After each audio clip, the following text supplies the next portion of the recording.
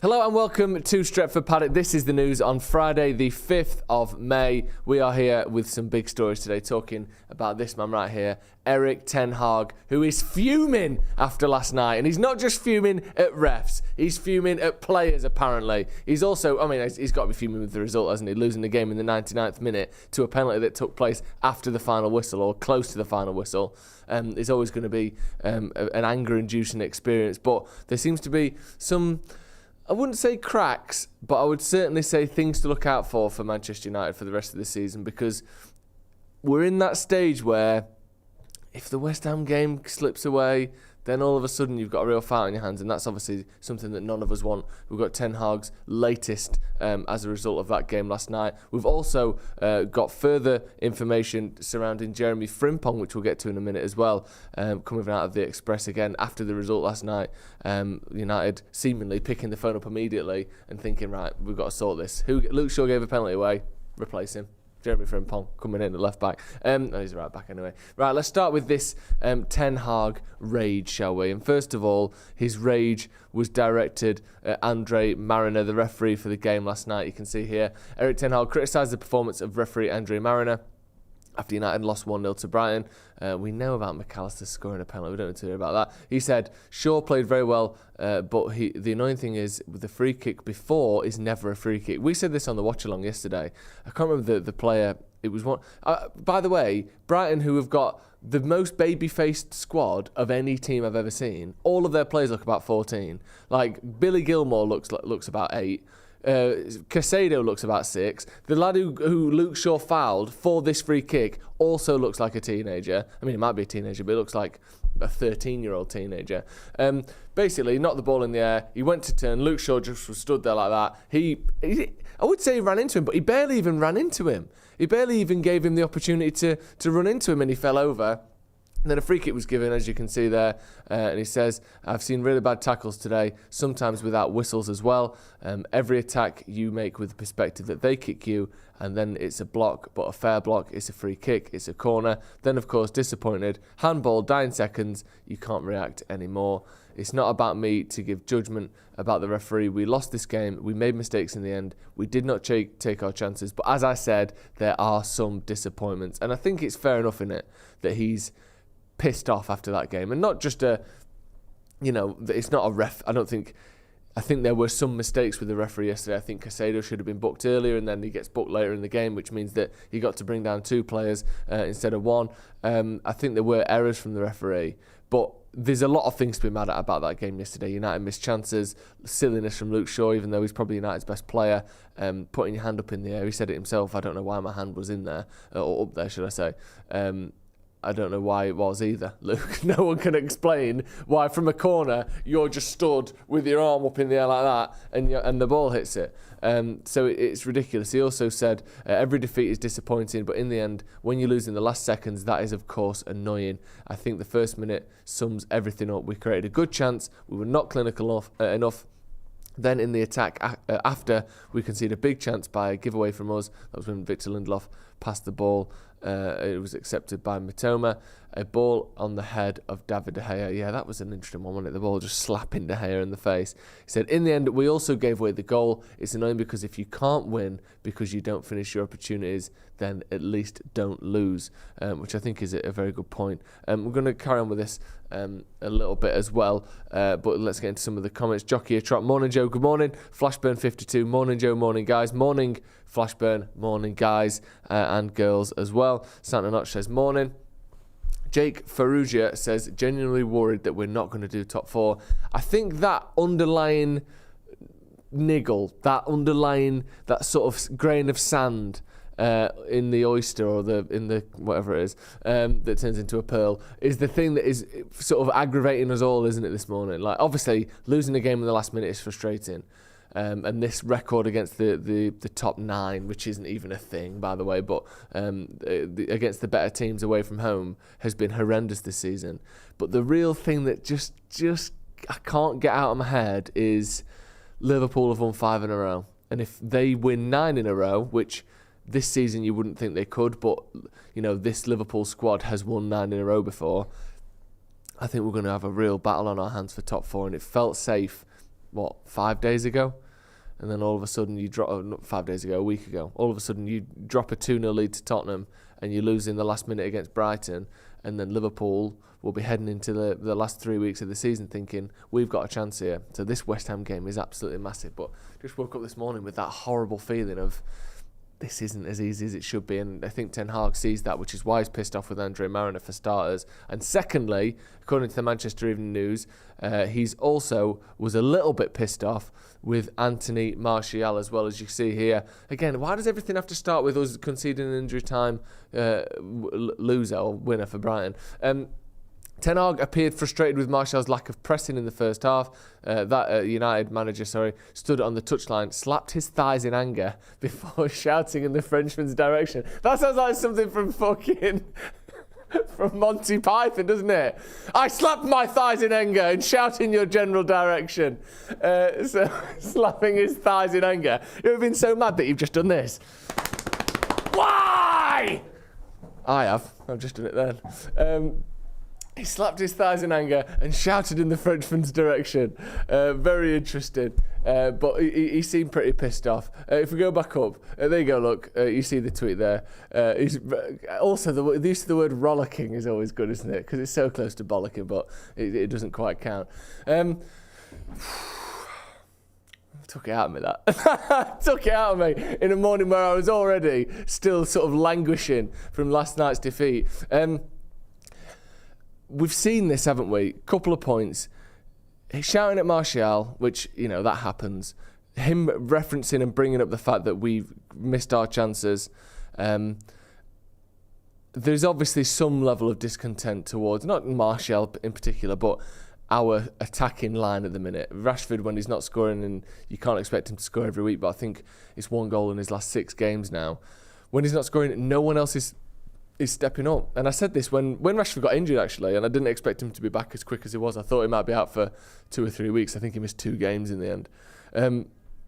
This is Martial's last chance to prove that, for me, not only is he, obviously, I think we've gone past the point where he could be United's main striker, that 30 goal a season man. I think no one thinks that's possible anymore.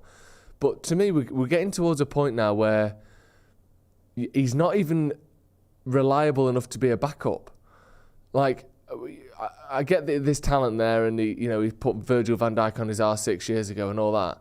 But what does Martial bring now that could help us win a league title? Because backup strikers don't play 3 games a season. They play 20 to 30 games a season. Look at Gabriel Jesus at City. Look at Alvarez this season. He's a backup. How many games has Julian Alvarez played? Julian Alvarez, let's have a look how many games he's played this season. Couldn't be more of a backup, could he? Like, there is no question that Haaland is the main guy for Man City this season, and he's not barely missed a game either. Julian Alvarez has played 43 times this season. So when we sit here going, Martial can be back up next season for Harry Kane, we expect him to, that's a lot. But let's say you can't expect him to play 30 games. And it's not just, can you stay fit for 30 games a season? It has to be specifically the ones where, let's say it's Kane, just for, I know we might not get him. It has to be the ones where Kane is injured or suspended or unwell. It can't just be, he was fit for 30 games, but it was all the ones Kane was also fit for. Martial needs to be, a backup striker needs to be fit almost all season, because you never know when a second leg is, if you win the first leg 3-0, right, you're in for the second leg. If your striker, he's pulled his hamstring, you need to be able to play the next 6 games. You can't rely on Martial when he's fit, and you can't rely on him to be fit. Like, a backup striker, I think it's in your head, you think, it's a backup striker, he only plays 10, 15 games a season. Julian Alvarez has played 43 this season, and he couldn't be more of a backup to Haaland if he possibly tried. Like, that's the standard you need. And I'm not even sure Martial is equipped and able to be that kind of, be at that standard, which is really disappointing, and something that's, is such a popular player, and a player that has had difficulties on and off the pitch, and someone that I think, deserves a bit of extra time and extra chance. But he's had those extra chances for me, which is really upsetting, but I think that's probably the case, unfortunately. Santanoch says, this is why we should have at least 3 specialist number 9s, like we always had 4 under Fergie. Yeah, and I think when you're playing 2 up front, you need 4, and when you're playing 3 up front, 1 up front, sorry, as we are now, 1 number 9, you need 2 minimum, but I agree with you need 3. Maybe we still need to keep Martial and get 2 more in. But I do think, this idea of a backup, I don't think you can rely on Martial to even do that at this point, which is really difficult and a shame. But unfortunately, that seems to be the case, doesn't it? Let's move on then. Let's talk about these advanced talks that we are supposedly in with Jeremy Frimpong. Now, this is from the Daily Express, so obviously take it as it is, whatever you think their reputation is, which is usually not particularly great. However, they do have some sources. They occasionally get things right, so it's worth talking about what they're saying. Manchester United are in fairly advanced talks. What does that mean? Let's say a transfer is a scale of 1 to 10. 1 being, let's go and scout him next week, to 10 being, picture with a shirt. What does fairly advanced talks mean? Like, is that a 5, a 6? Because advanced talks, I'm thinking that's a 7.5, 8. Fairly advanced, that knocks it back down to a 5 or 6, doesn't it? With Jeremy Frimpong, as they look to make the Bayer Leverkusen start their first sign of the summer transfer window, according to reports. The Red Devils lost 1-0 to Brighton on Thursday night. I don't know why we're starting a sentence with "and," but that's what we're doing. Could we go back up, sorry? It started with "and that defeat has hammered home the need for Erik ten Hag to strengthen his squad." Now we scroll, love that. Manchester United were flat in there. I don't care about that. Right, Sport Bild are saying that we're in fairly advanced talks over a deal for Frimpong. The Leverkusen star was linked with a move to Old Trafford in January, only for Aaron Wan-Bissaka's improvement to see Ten Hag's team put their pursuit on hold. It now appears they're close to landing Frimpong. However, who has scored 8 goals and registered 6 assists in 30 Bundesliga games this season. Those are like winger numbers. And then you look at his stats as well, Jeremy Frimpong, who offensively, whether you consider him a midfielder, because I think he's playing on the right of a back 3, or a back 5, whether you consider him to be a midfielder or a fullback, his attacking numbers are sensational. Progressive carries, top 1% of all fullbacks in Europe, top 5 leagues anyway. His successful take-ons, basically successful dribbles, his touches in the opposition penalty box, his expected goals and expected assists combined, his expected goals, all of them are in the top 1% of fullbacks. Like, there is no one better than him for those things I've just mentioned there. And then if you extend that out, if you want to look at the top 10% of fullbacks, his assists, his shot creating actions, his progressive passes received, all of these things are, the best of the best. Then you look at his defensive actions. His tackles are in the bottom 33%. His interceptions are in the bottom 7%. I mean, 93% of fullbacks are intercept the ball more than he does. His blocks are in the bottom 14, clearances bottom 27%, and his headers won are in the bottom 20% as well. So some of that is dictated by his playing style. So if you compare that to Andrew Robertson, which I hate to do because I think he's an arse, but I'm trying to think of a modern attacking fullback who isn't known to be utterly horrendous defensively. Like, you could say Alexander-Arnold, but his defensive stats wouldn't be anything to sort of compare anyone to. Robertson, his tackles are in the bottom 15%, interceptions in the bottom 13%, and blocks, clearances and aerials won are all similar to Frimpong's. So that's because he doesn't do a lot of defending, even though Liverpool have been poor this season, because typically his team is attacking. The only difference, however, I will say is, if you look at Andrew Robertson, the big difference is Jeremy Frimpong per game makes 31.9 passes per game, which puts him in the bottom 20%. Andrew Robertson makes 62 passes per game, double the amount of passes, which puts him in the top 5%. So it's not as, I don't know, that's the only, my only concern with Frimpong is he on the ball enough to justify how little he defends, if you know what I mean? Is he that good on the ball? Because obviously when he's on it, he's sensational. His assists are really high, his goals are really high, as we saw, but he's not on it that much. He touches the ball less than 80% of fullbacks. So obviously, his conversion rate is phenomenal. I just worry that, are we really going to be able to control the game and hold the ball with a player that is only averaging 30 passes a game? That would be my concern. However, we'll have to wait and see whether United do decide to pull the trigger there. He's definitely a phenomenal player going forward. His ability in and around the box is pretty much, as we can see there from the stats, unrivaled. It's just whether he will help us control games more, or if he's more of a getting the ball quick, and if nothing happens, if he doesn't make a goal, if he doesn't make an assist, then we're going to struggle defensively. That would be my concern, but obviously Ten Hag and hopefully United scouts know more about that than me. Lucky Singh says, we want response in attack. Yeah, we do need that, definitely. Wigavelli TV says, why are we looking at fullbacks when we need to address other positions badly? I'm sure we're looking at other positions as well. But I think striker, centre-back, centre-mid, full-back, maybe a centre-back, maybe a goalkeeper are the main positions we're looking at, aren't they? Fergal McClements, who's been a member for 17 months, thank you, Fergal, says, in right-back, I think if we're going defensive, they have to be better than Wan-Bissaka, and if we're going attacking, they have to be better than Dalot. Frimpong is the latter. Yeah, I think he is better at attacking than the full-backs we've got at the moment. It's just whether he's good enough on the ball, good enough at keeping the ball, to be worth what you lose in those defensive positions.